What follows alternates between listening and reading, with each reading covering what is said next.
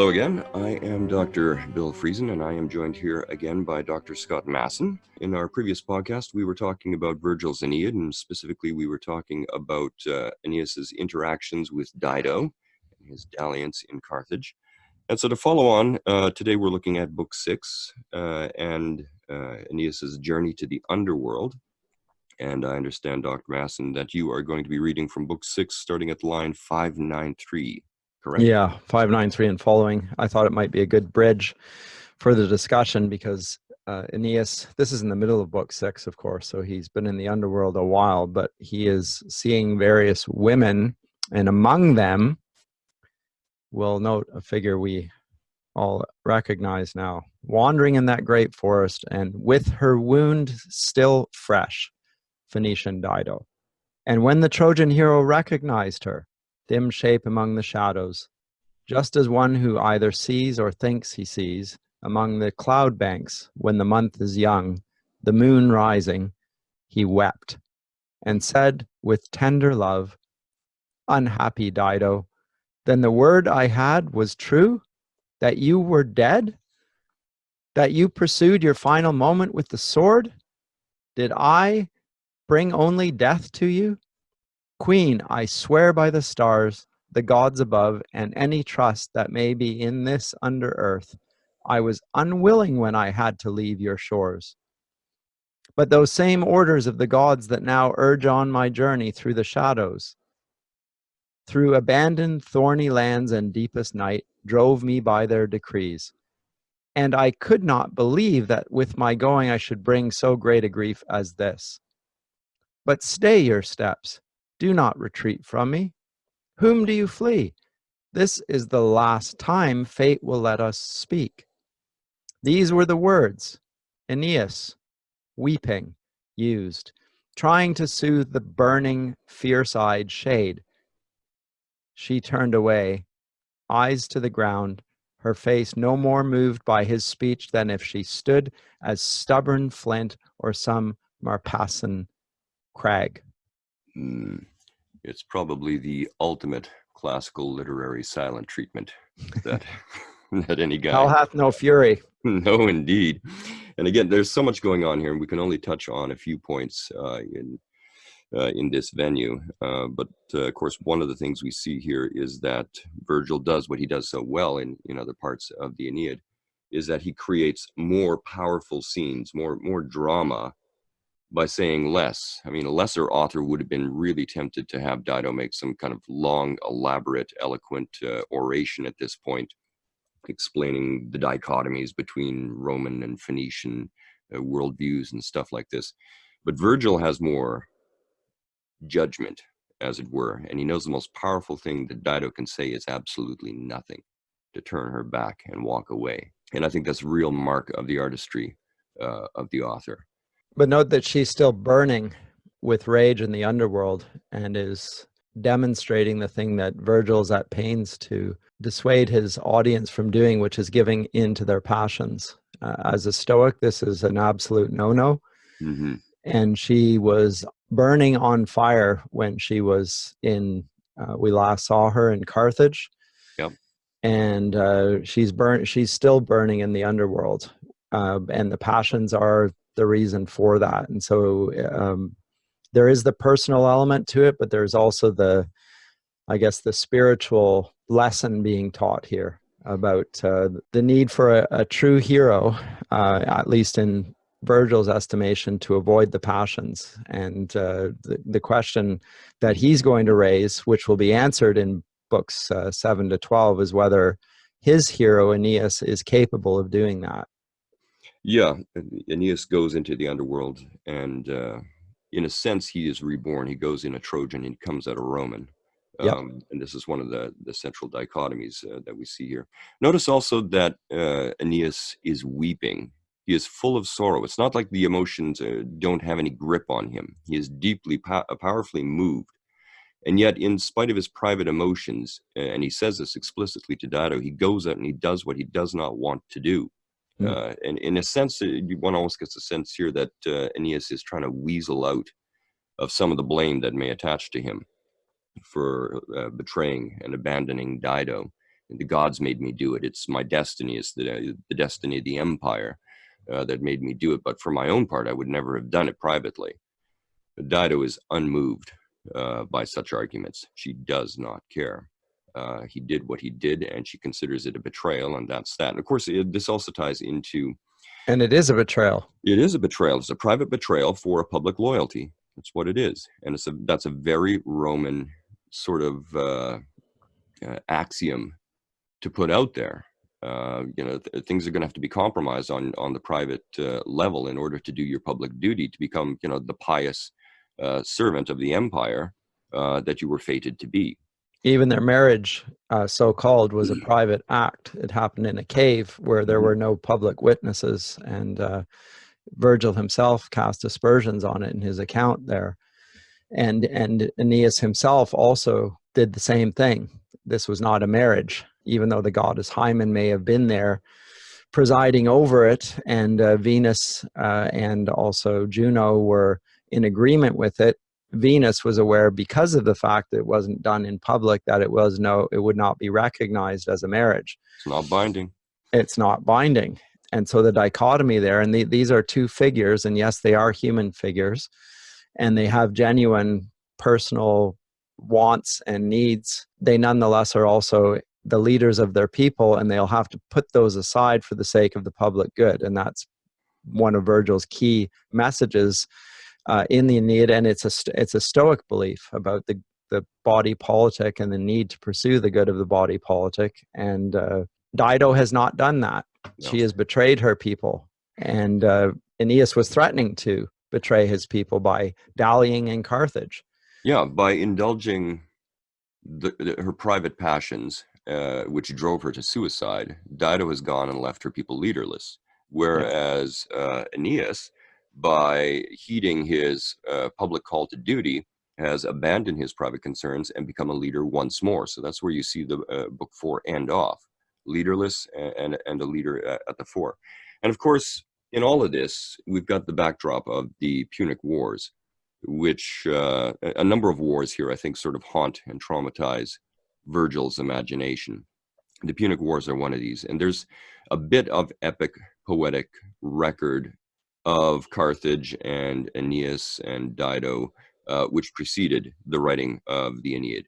And it may be that Virgil was somewhat influenced by that, but I think Virgil's imagination plays a central role in laying this out. Of course, the Punic Wars are the wars that were waged. There were 3 of them between the Phoenician people, based centrally on Carthage, and of course the young Roman Empire in the 3rd century BC.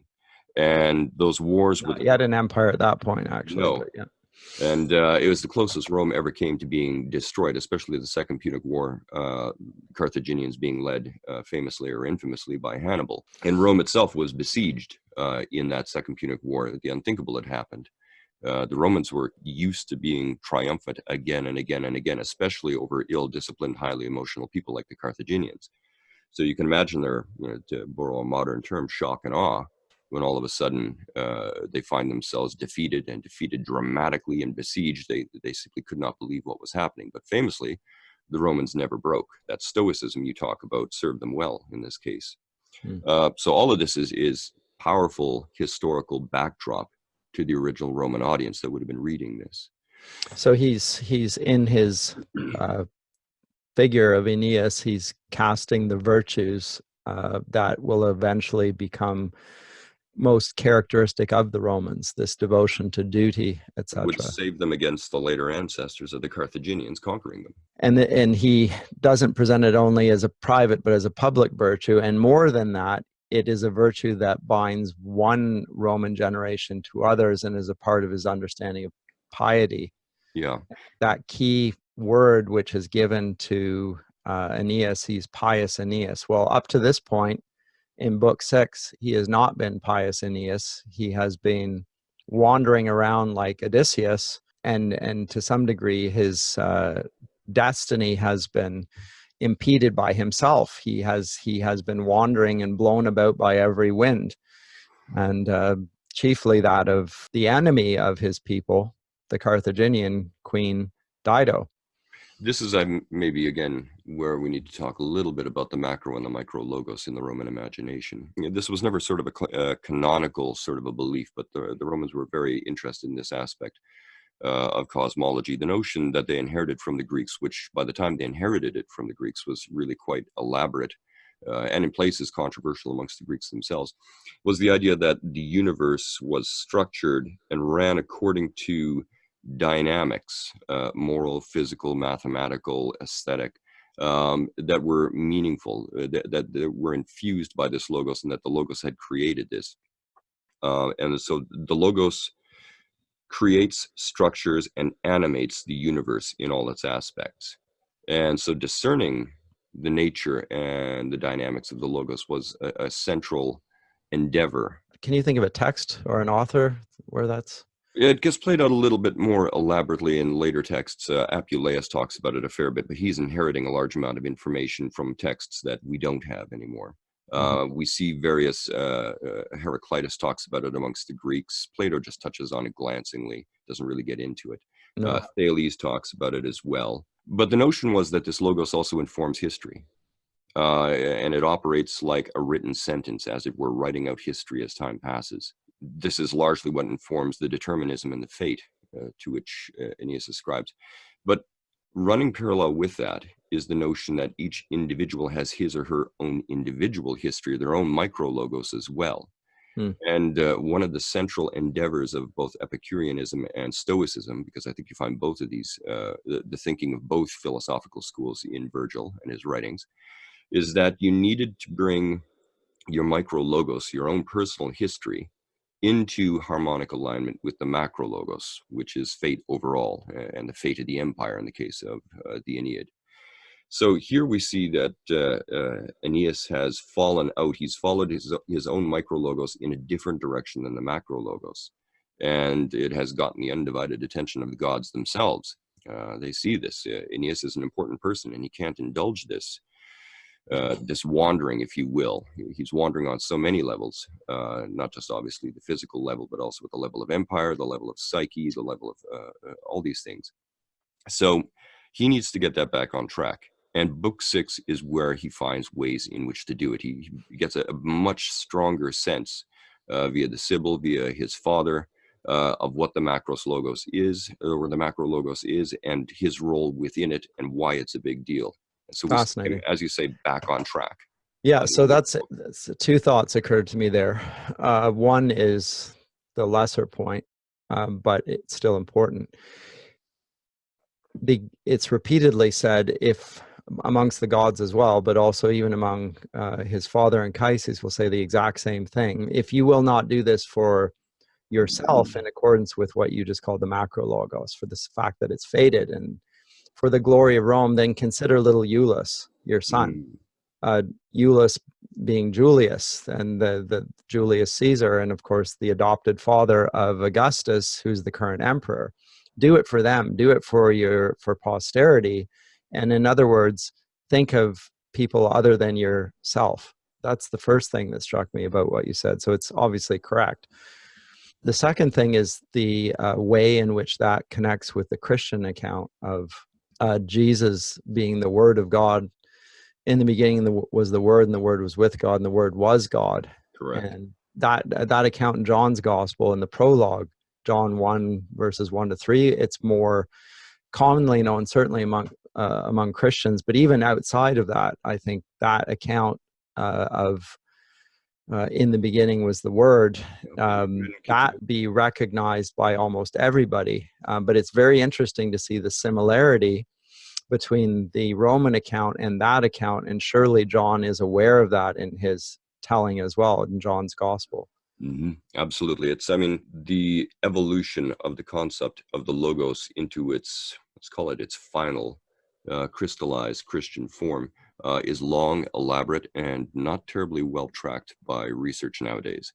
But it is there. There are strong Jewish influences as well.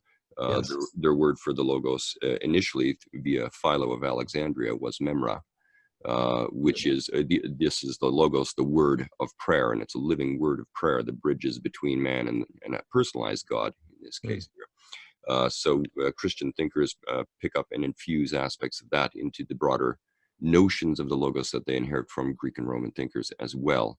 And they're doing it unapologetically. It's not like they're stealing ideas. They are appropriating ideas because there are glimmers and echoes of truth in all these ideas as they discuss the logos.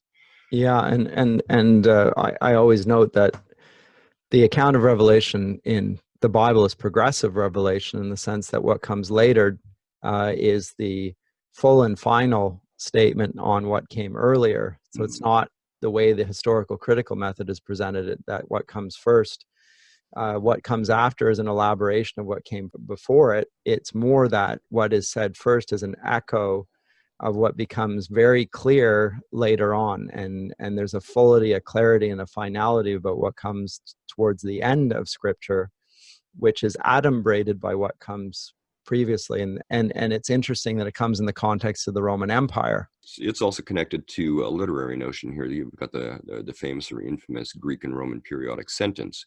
And it's not uncommon for them to draw parallels between the nature of the periodic sentence, which defers its meaning until the very end. Could you say something? I mean, I know what you're talking about. Say something more about the periodic sentence, because people will not understand that. Yeah, the periodic sentence tends to be a way of articulating oneself in Greek and Roman thinkers, particularly with the Roman thinkers, whereby they're long, elaborate, complex sentences which require you to carry a tremendous... We call them clauses, right? Yeah, a lot. You have to pack a lot of semantic information in your head down through these long sentences to the end, because the sentence will defer its full meaning until its completion. And when you get to the end, you get a big, giant aha moment, right, where everything kind of falls into place, and it's both satisfying and yet it's very hard work reading this. Right. So even in that, what I referred to in John's gospel, that is all one long sentence. John 1 goes all the way to verse, I don't know, 14, maybe even beyond that, maybe to 18. Yeah, I mean, Paul in numerous places uses elaborate periodic sentences, some of which gets blurred by translation. Always, but in fact. Yes, oh yeah, indeed, always. But he's doing business. He's articulating himself and his worldview very much in a way that would have been familiar to Greek and Roman thinkers. Now, the notion here is that, at various points, is that the Romans also tended to think of history as this massive, super complex, long periodic sentence, which defers the meaning of history until its very end. But Aeneas gets an end run around this when he goes to the Underworld. He gets flashes of where this sentence is going to end in the Golden Age and with the Pax Romana and things like this. This is something your average historian, your average Roman thinker, your average Roman writer, your average Roman reader wouldn't have. But here, Virgil gives you a flash of insight. It would have had quite a strong effect, I expect, aesthetically on the imagination of its original educated readers. They would have found this fascinating, because this is a mentality, the sentence of history, that would have been immediately familiar to them in ways that are not immediately familiar to us. Yes, that's really interesting to me, and I think you're correct there, and I like the way you put it. He goes in to the underworld a Trojan, he comes out a Roman. He's wandering, as I said, like Odysseus, and he is not admirable. The Romans would not have admired Odysseus, I think. His duplicity, his womanly ways, I guess, if you will, because he uses deceit regularly in order to bring about what he wants. That's not the Roman way. No, he dallies with women in multiple places, with Calypso and Circe and what have you. And I think we're meant to draw parallels between his iniquitous dallying with women and Aeneas's dallying with one woman, specifically Dido. Yeah. And Virgil cleans it up and gives us just one big incident with a delay with a woman he shouldn't be with. Yeah, and happens to be the enemy of his people, historic enemy at any rate. So yeah, so I think there's an implicit condemnation of Odysseus and Odysseus's mannerisms and commitments to both the family and his people, more broadly speaking, in the way in which Virgil portrays Aeneas in Carthage. But and here, that's the typical Roman and later Christian take on Odysseus as a man. He is not an admirable man at all. He, throughout literature thereafter, I think Odysseus or Ulysses is presented as a contemptible figure in many ways. Yeah, and I don't know if that has anything to do with the fact that all of a sudden this enormously popular epic, which every educated Roman would have read, simply vanishes. By the late antique period in the West, they simply don't have access To to the the Odyssey, you or mean? the Iliad for that matter. Yeah, As I said way back, all they had of the Iliad was the Ilias Latina, about 1,200 lines worth of doggerel. yeah, And they scratched their head and said, why is everybody raving about this? This is garbage. And they didn't have the Odyssey at all.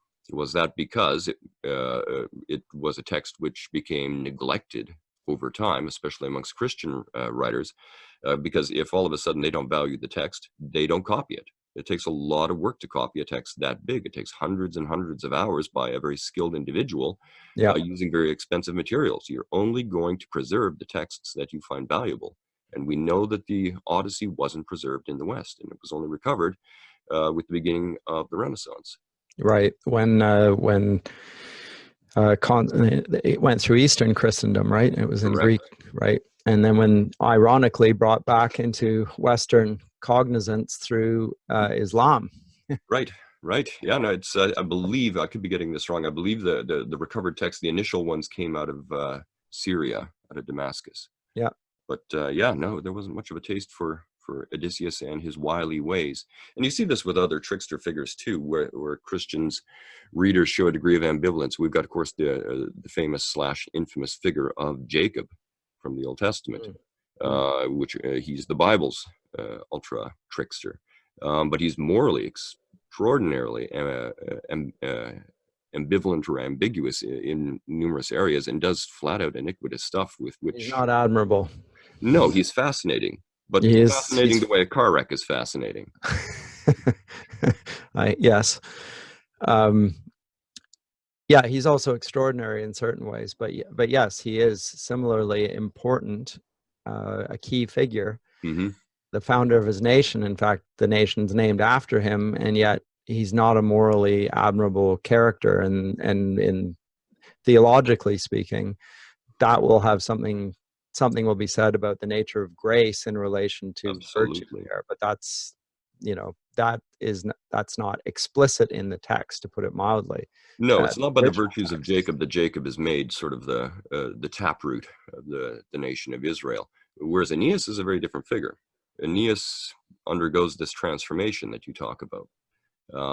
And his virtue, vir, of course, is the Latin word for man, but it's also the root of the word virtue. Yep. And so if one is behaving virtuously, one is behaving in a manly way, and maybe this is one of the foundations of our modern sense of what that means, what that entails. But he does not behave virtuously. He does not behave in a manly way up to book 6, up to the beginning of book 6. You could say that he's beginning to get to catch up with the script that fate has written, as it were, by the end of book 4, when he finally leaves Dido.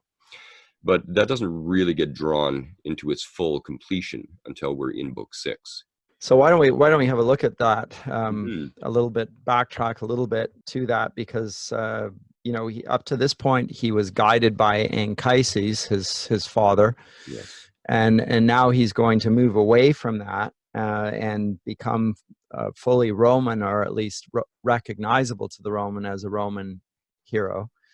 And he begins by meeting 3 figures in the underworld, and they all are obviously dead, but they are dead for different reasons. He meets his companion Palinurus, who is a pilot who fell asleep at the helm and drowned back in book 5.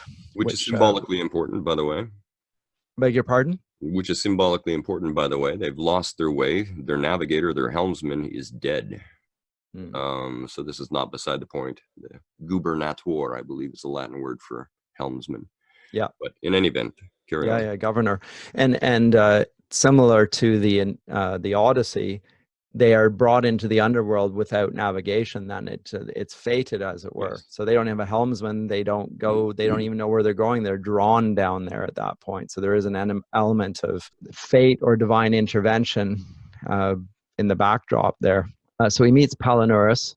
He also meets Dido. And finally, he meets Deiphobus, who's the second Trojan husband of Helen, who married Paris, or married Helen after Paris died in battle. It's sort of odd. So he meets one from his journey, he meets one from Carthage, and he meets one from Troy.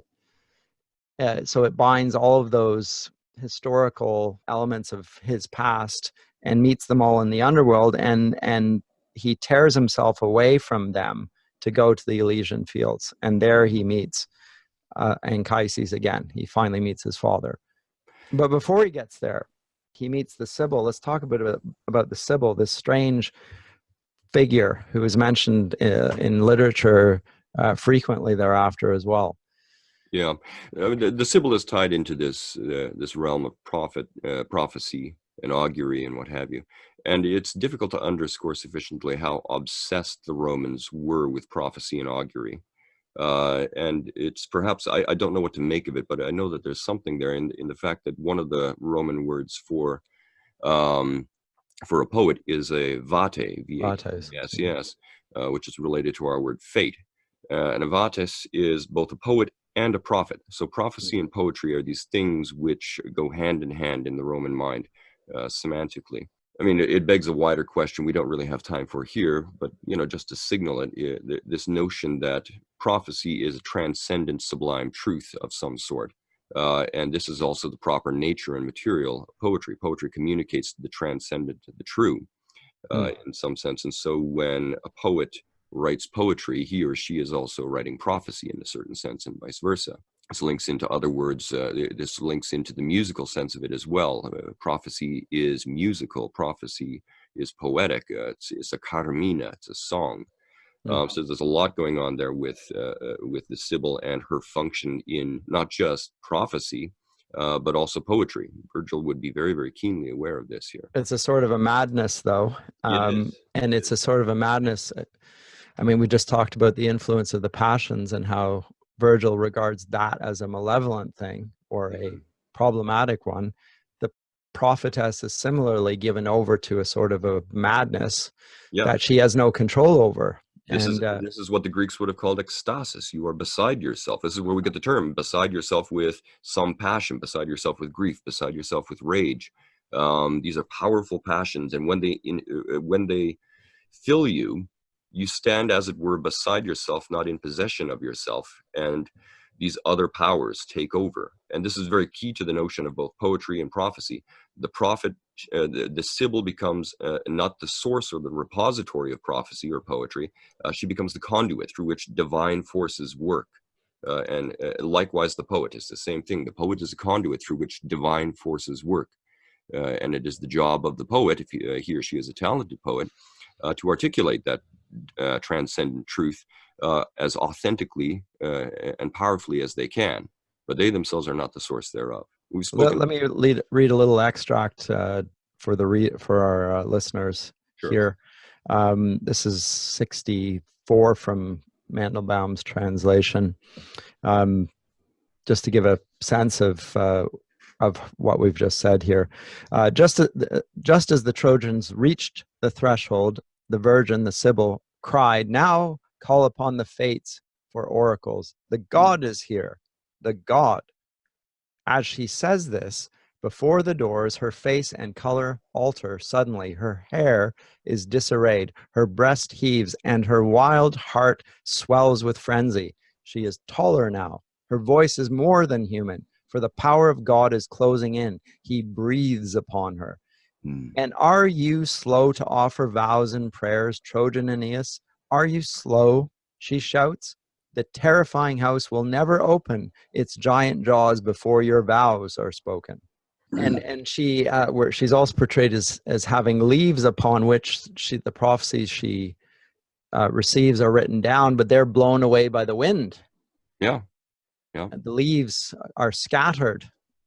And that is going to relate to something where I think we're going to conclude with, which is the idea that the fates and even prophecy we only see dimly, and sometimes it's not even accurate.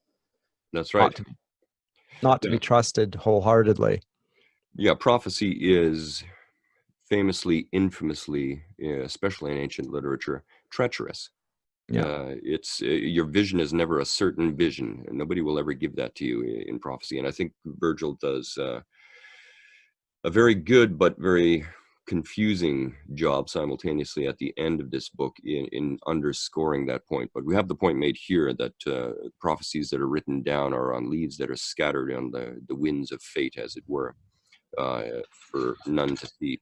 And likewise, we're going to return to this ambiguity at the end of the book.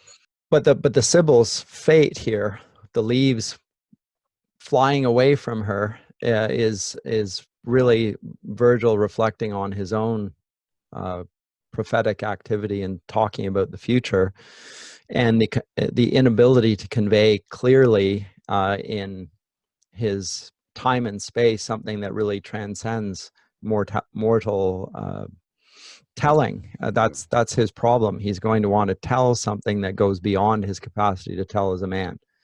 Well, what he doesn't know at this point, I mean, he's writing to some extent for his patron, not just Maecenas, but also Augustus Caesar, saying that Augustus Caesar shall inaugurate, will usher in a great golden age of the Pax Romana, the Roman peace. But he doesn't know that. I mean, this golden age he's saying it's beginning, but it's what's going to happen here. We also have to remember that Virgil, like so many others, he's been, the Roman psyche, collectively and individually, is in a deep state of trauma. They're just coming out of a absolutely savage civil war. Rome is an empire, is a culture, is a civilization that is a war culture like few others in the West were. It depended upon continuous warfare in order to operate. So Rome had been at war since the very beginning of the recorded history, whether it was against the other city-states of Latium, and then it was wider provinces within what we now call Italy, and then from there the empire expanded even further out into the rest of Western Europe.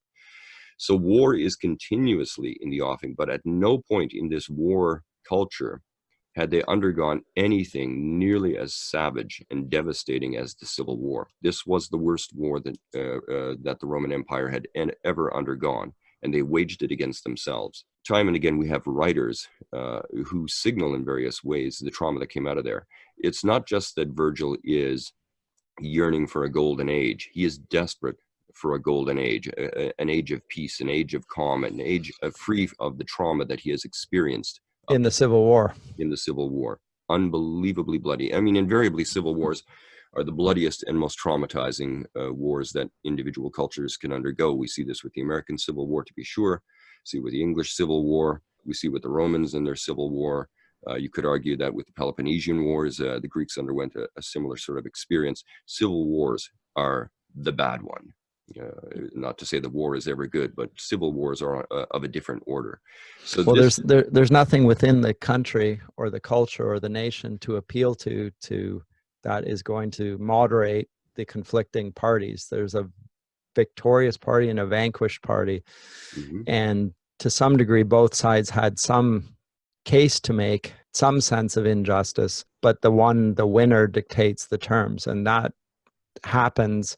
It does not happen without trauma remaining and unresolved issues going on, and they don't go away, as we're seeing now in our American neighbors to the south, I think. No, and we also have to remember that in civil wars, granted, the Romans, when they invaded, civilians were fair game. There was no Geneva Convention protecting anybody. But in this civil war here, Roman citizens themselves were at the forefront of the violence. So it didn't matter if the women and children were at home. War found them out there. Cicero lost all his parents to these sorts of things. So did Horace. And even in it, you spoke of the English Civil War. It was so traumatic for the English that they held to John Locke's edict on toleration, that for 300 years, tolerance was what marked the English-speaking people. They would not go to extremes. They understood moderation. They would accept radically divergent positions within their society for the sake of this peace. Yeah, this underscores their obsession with calm, rational common sense. Everybody just needs to calm down and get on with it. That's a notion in the English imagination that comes out of a deep, deep cultural trauma. They're terrified of the option deep down. And it held up until the 1960s, and then a new notion of tolerance emerged, which Yeah. is radically opposed to it, and Yes. it does not tolerate differences of opinion. But we'll come to that when we come to it. And I think it augurs very ill for our contemporaries, our children, that Yeah. we no longer work under that sense of tolerance of differing opinions. No, I mean your average Englishman of 1660 coming out of that period after the interregnum would have seen in the polarization and the growing extremism in many of the cultural discussions nowadays something that would have terrified him or her deeply. They would recognize this. This is how Yeah. you go down this slippery slope. Yeah, well, I recognize it, and as do you, because we've read a little bit and we can see where it goes. But those are the times in which we live. So the Sibyl is told that Aeneas, tells Aeneas, in order for him to descend and to rather cross the river Styx to the underworld, he needs something to ensure his rite of passage, and that is a golden bow. The famous golden bow. The famous golden bow, which Fraser writes a whole compendium on in the early 20th century, this cultural anthropology, fascinating work. Yep. And we could talk about that on its own, I mean, for episode upon episode. Well, if you've ever had the Golden Bough, the book in front of you, I have. It's you will see it's a formidably sized text. So Fraser talks at great length about the Golden Bough and everything that's bound up in the rituals of the Golden Bough, its symbolic significance, its significance in terms of the sacred and the anthropological approaches to the sacred, and so on and so forth. But you and I are not anthropologists. You and I are literary men. And as such, one of the things I find interesting is that the Sibyl tells Aeneas that to go seek the golden bough, and if he should find it, he's fated to find it. And if he doesn't find it, he's not fated to find it. And if he does find it, that doesn't mean that he's fated necessarily to have the bough and therefore gain access to the underworld. If he's fated to have it, it will just come off in his hands with very little effort. He won't have to exert himself. And if he's not fated to have it, even if he wielded the sharpest sword ever, he would not be able to attain the golden bough. So that all seems very straightforward. And yet in the text, when he does finally find the golden bough, he grasps it, but it does not fall off in his hands, and he has to rip it off. He has to exert himself to some extent. So in a sense, Virgil contradicts, or rather he contradicts what the Sibyl has said. So either the Sibyl is incorrect, or Aeneas has found a way to impose his strength of will on fate and gain access via the golden bough. I'll read that section, Bill. Line 198. And when the first bough is torn off, a second grows again with leaves of gold, again of the same metal. So let your eyes search overhead, and when the bough is found, then pluck it down by hand as do. For if the fates have summoned you, the bough will break off freely, easily. Mm-hmm. But otherwise, no power can overcome it. Hard iron cannot help to tear it off. So either the Sibyl is wrong, or like I said, Aeneas has imposed his determination upon fate and moved or shifted fate's hand just a little bit to gain access there. And we see a similar sort of problem with at the end with the Gate of Ivory and the Gate of Horn, where obviously he is meant to return to this world through the Gate of Horn, and yet he goes through the Gate of Ivory with all that implies. And I'm sure you've got a lot to say about that in a bit. But the point here is that Virgil, the writer, is not making a mistake. He is contradicting things deliberately, which begs the overwhelming question: why is he doing that? Any guesses? I don't have magic answers here, but I find it fascinating. Yeah, I find it equally fascinating, and I don't, in general, if I don't know something, I try not to state what it is. And I don't know. I don't understand. I've never understood, even more tellingly, the fact that he goes up through the Gate of Ivory rather than the Gate of Horn. At the end of this passage, it seems to me totally mysterious, and it seems to undermine what is being stated. So the way I have presented it to my classes over the years when I've taught this, and I've taught this every year for 16 years, is that you need to read the Aeneid even as a whole. On the one hand, as a straightforward account of Roman greatness and the Pax Romana and the importance of Augustus and the emperor cult and all of that. And on the other hand, because of episodes like this, Virgil, the Stoic, who is by nature a man of peace, who would love to speak of a lack of conflict, questioning his own narrative and whether the peace of Rome can ever really be what Augustus would have it be. Whether it's possible for a Roman people who are under the tutelage of Venus, remember the goddess of love, the passions, for that people ever to bring about true lasting peace. I think he questions his own narrative. So I read it as an assertion and a counter assertion. It's almost ironic, except it's not ironic. It's flat. It's just contradictory. It's curious because, as you say, they're under the patronage of Venus, who is, by most Roman accounts, a very dangerous goddess, precisely because in her are bound up these tremendously dangerous, potentially destructive passions. And we see that in the text here, that Aeneas himself is a highly emotional man. It's just that he brings that will, that self-discipline, to bear upon those powerful passions, and he controls them in certain very interesting ways. Whereas if you compare him to wandering Odysseus, Odysseus is a man who largely gives into his passions, and yet his patron is Athena, who is a god of wisdom and strategy and reticence and continence and all these things. So there's a very interesting interplay there, and of course Virgil would have been keenly aware of that as he crafted the chief figure of his own epic text against the backdrop of figures like Odysseus or other figures from the Iliad, to take the analogy even further. Yeah, so those things there, the golden bough is a symbol of regeneration and renewal as well, of course. It's a symbol of his heroism then, because everybody goes down to the underworld. This is where the dead go, but it's the hero that arises out of it. And he's able to do that, a different man, literally a new man. He is now a recognizably Roman figure, whereas before he was the Trojan. So it's not just that he arises from the dead, he arises with a new character, but it's not wholly different. And this is where the fact that he comes out from the gate of ivory, it seems to me, in books 7 to 12, his great foe is Turnus. Those two figures, like Hector and Achilles.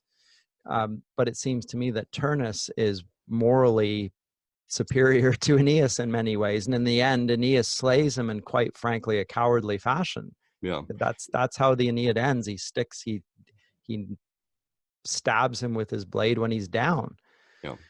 It's again one of the marks of Virgil's genius is that time and again we're given characters who could be quite peripheral, they could be quite flat, to use Forrester's language, and Virgil finds ways to make them sympathetic. Turnus is, in many ways, an admirable individual. And when he dies, it kind of hurts because you're somewhat invested in him. But he does this with other characters as well. Of course, he famously does it with Dido, so much so that her betrayal and people reading about her betrayal in the Aeneid inspired an entire subgenre of literature in the West, the letters of wronged women. And Dido, letters of wronged women and operas and so forth. Yeah. Chaucer himself has a go at this. Christine de Pizan has a go at this. It's a going thing. But that just underscores the fact that how good Virgil is at characterization and balancing characters off against each other, aesthetically and socially. Indeed.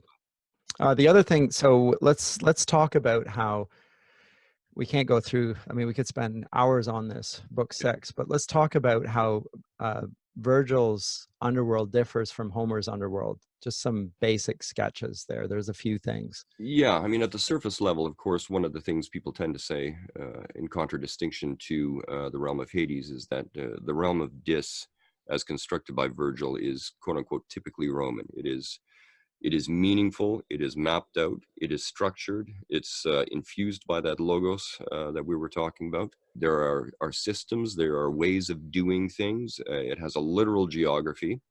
You don't really get that sense at all from the Odyssey. You have No, no idea what the map of Hades might look like. You get no. a few sort of oblique mentions of features, and that's it. But you get a very clear sense from Virgil as he travels across the landscape of the dead. You've got the rivers there. You've got particular figures. You've got crowds gathered in very discrete and distinct spots, Yes. where Minos or Radamanthus are judging, as it were. So in a sense, it's it's a clockwork hell. You can think of it. It all is full of gears and cogs and springs, and everything makes sense. But when you begin to look a little bit more closely, with notions of what happens to the dead, Virgil doesn't tell you famously. It's like Dido. He gives you more Y- power in drama by not telling you these things. He contradicts himself in certain places, like the gates at the end and what have you.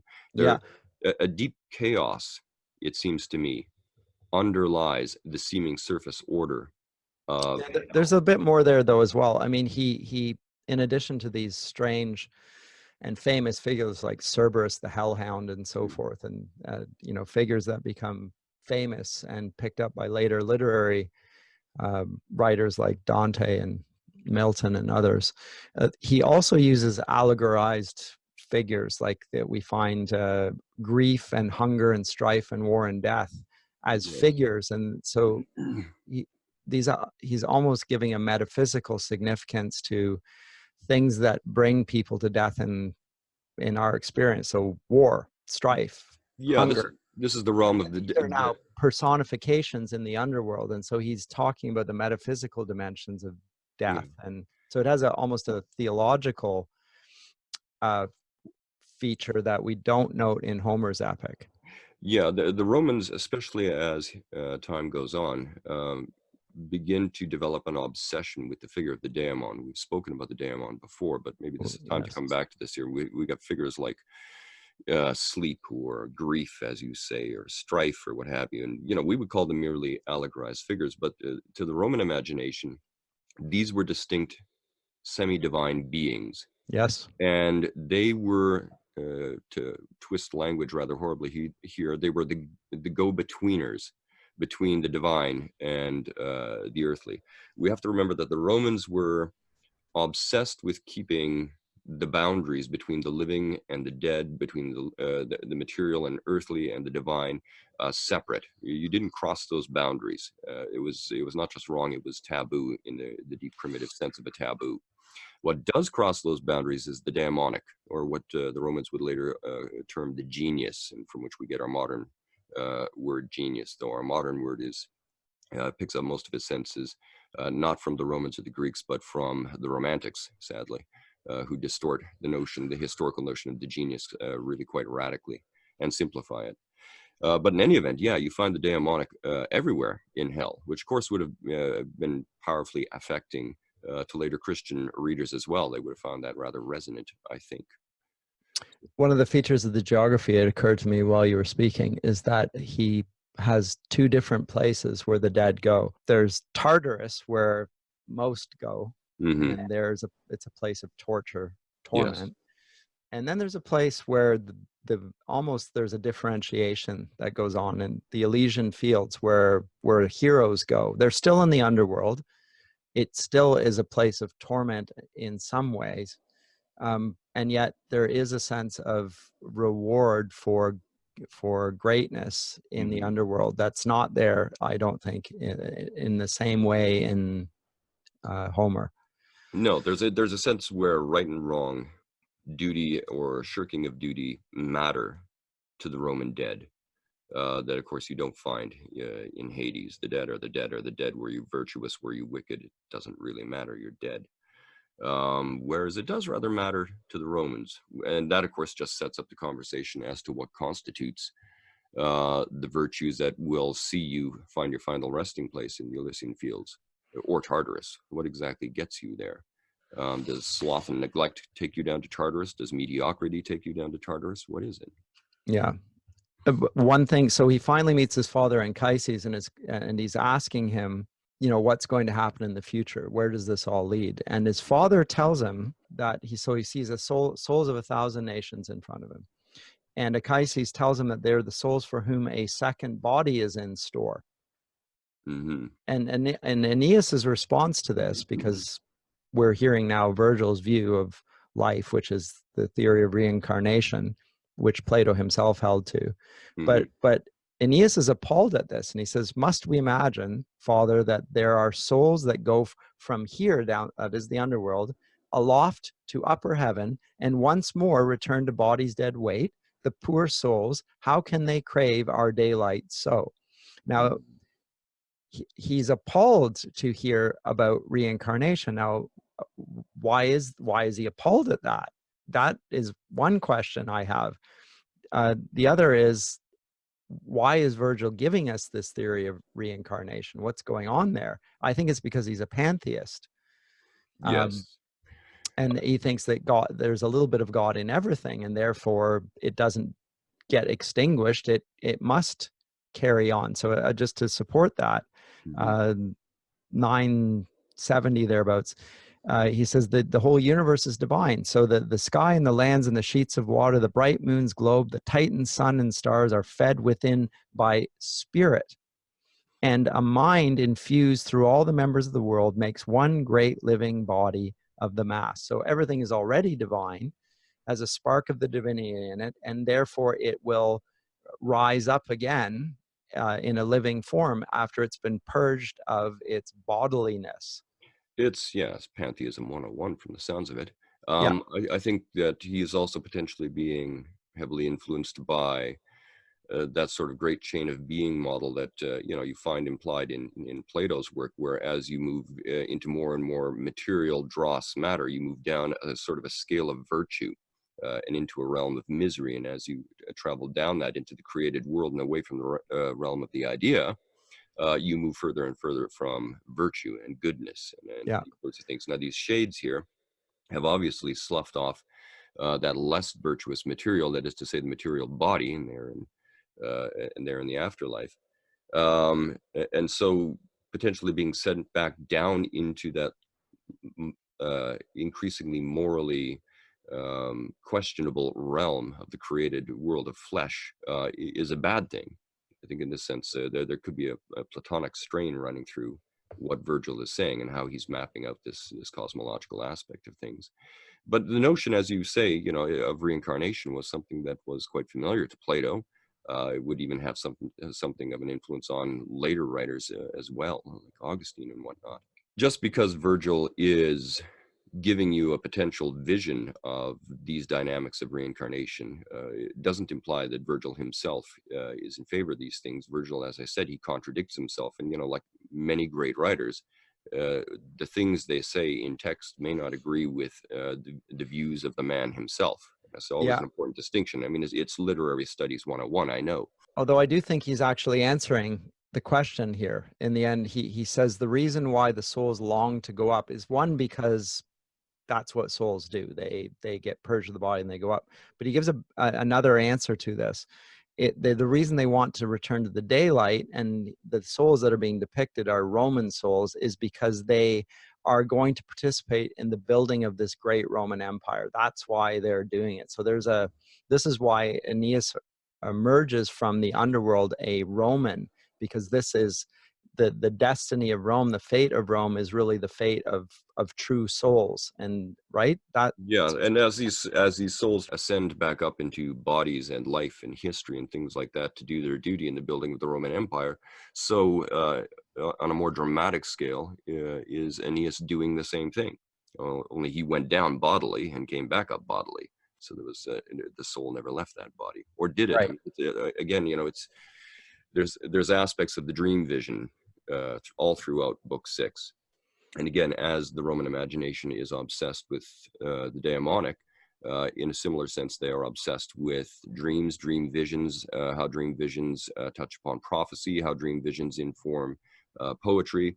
And this is an obsession they will pass on to the Middle Ages, which is the great allegorical age of the dream vision and prophecy and things like this. We don't see some of the most significant works on this front written yet when Virgil is writing the Aeneid. But probably the most influential text of them all and the most informative is Macrobius's commentary on the dreams of Scipio Africanus.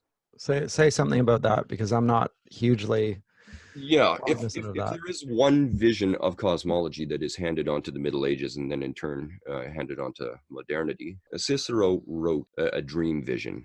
Again, speaking to, in this case here, the dream of Scipio Africanus, as I said. And in this, you get this huge, vast cosmological vision of the world and its various zones, and this gets tied across to Roman history and Roman greatness and the greatness of the Caesars. And of course, the whole thing is, like I said, it's a dream vision, different species of dreams. In typical Roman fashion, they break them down into good and bad dreams, and then those get broken down again in turn into various types. And one of these dreams is where the dreams are invariably they're allegorical, they are prophetic. Some of them are just pure allegory. I think it's the somnium, that is. And then you've got a different species where you have a guide, such as Aeneas has a guide here in the Dis, only it's not clear that Aeneas is dreaming, but nevertheless he goes out that gate at the end, which is the gate of false dreams. So the dreams Yeah, so he is dreaming, yeah. Yeah, so By in one implication. sense, it is. Yeah, it is a dream vision. So this is the oraculum, where you get some kind of famous guide who guides you through the prophecy and the history of this allegorical vision that you get. Not to say that this journey that Aeneas has is terribly allegorical. For that, you need a sustained semantic reference to two different narratives simultaneously. We'll talk about that later. But in any event, later on, Dante is going to make great hay with this, because his oraculum figure who guides him through much of the underworld is none other than the shade of Virgil himself. Yeah, Virgil himself. Yeah. Yeah, it's this genius twist on how to write the dream vision and how to portray the afterlife and prophecy and history and all these things. And we'll see him do other things with Book 6 here. Famously, Virgil doesn't tell you what the punishments of Tartarus are.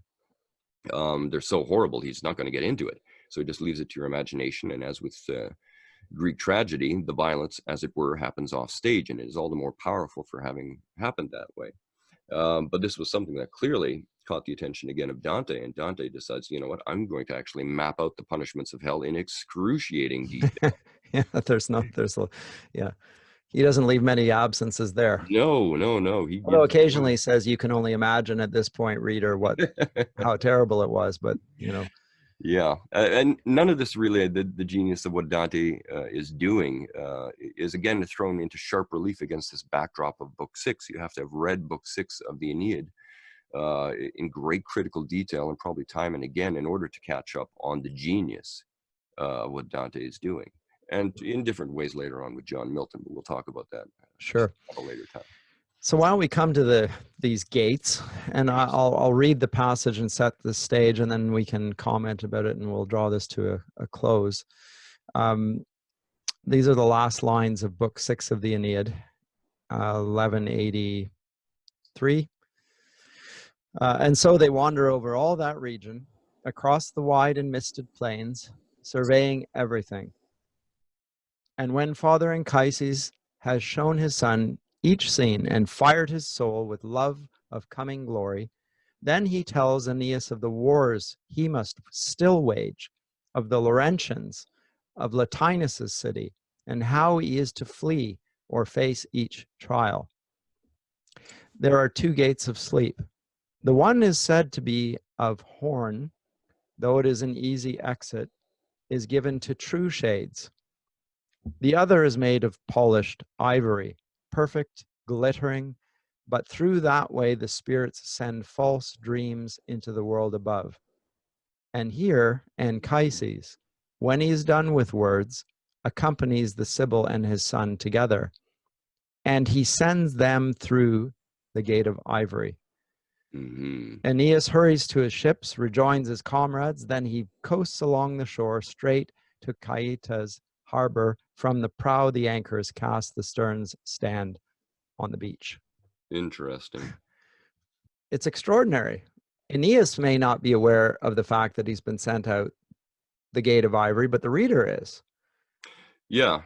As far as he's concerned, he has a true vision of how things are going to be, but he went through the wrong gate. So well, we know that because Virgil has told us he went through the wrrong gate. That's and right. It could not, there's no ambiguity there. He's clearly gone through the gate of false dreams, and the gate of false dreams is that he will now establish this glorious empire in which a golden age will be restored, the golden age that he spoke of in his eclogue.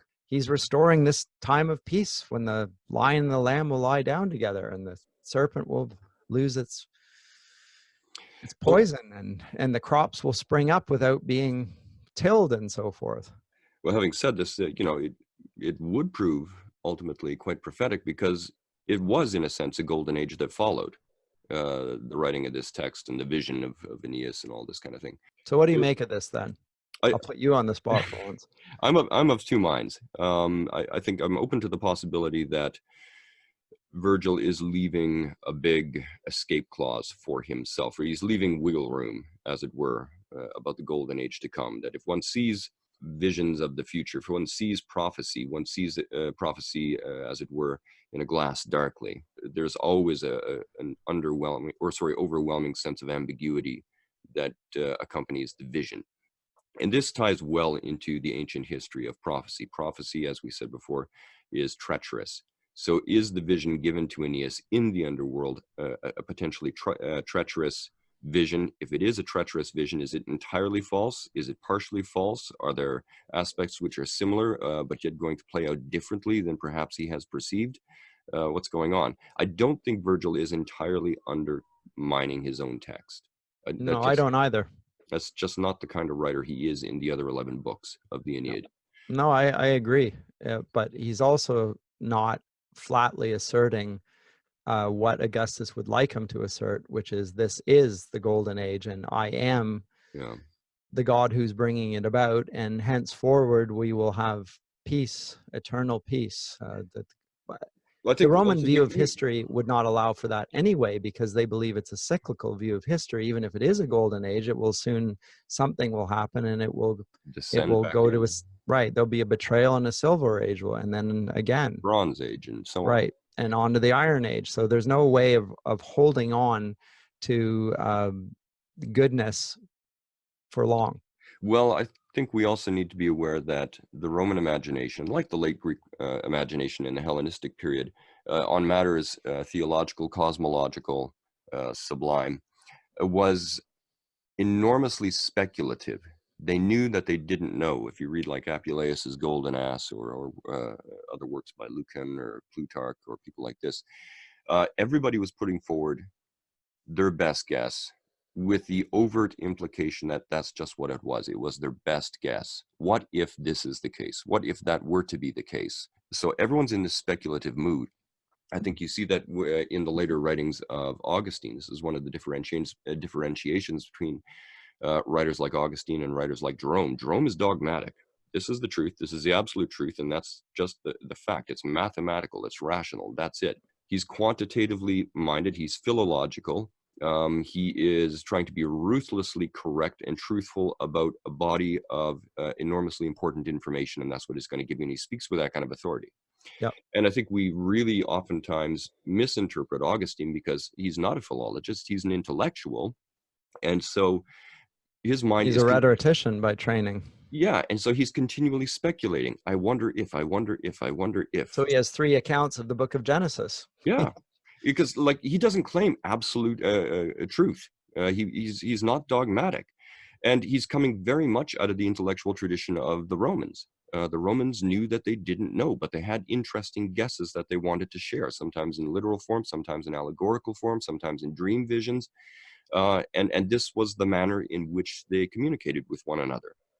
And again, I'm not as hard on Augustine as you are there, but you're right about he's not a philologist and he's not dealing with the text. So yeah, in the same way, Jerome, I get your point. Anytime Augustine makes a metaphysical assertion, I try and preface it in my mind with, wouldn't it be interesting if blah, whatever it might be. And as such, I find, you don't get into hot water with Augustine. If you try to hold him to exact accounts, Augustine's thinking doesn't hold up. His writing doesn't hold up. But like I said, I think to some extent it's possible that Virgil is just in that mode of speculating about the prophetic, about the sublime, about the otherworldly, about the cosmological, because he knows that that's all they have access to, imperfect truth. Yeah, well, that's as good an explanation as any, I guess. I have no better. So shall we conclude with that? I think let's conclude with that. Well, that was that was really interesting, actually. I enjoyed that. So that will conclude our episode of Paideia today on Virgil's Aeneid. And we will pick it up next time with some other texts from the near ancient world. We haven't decided, have we yet, Bill? No, it might be something in the late antique period, or we might move straight into the Dark Ages themselves. But watch for the next podcast to find out. See you then. See you then.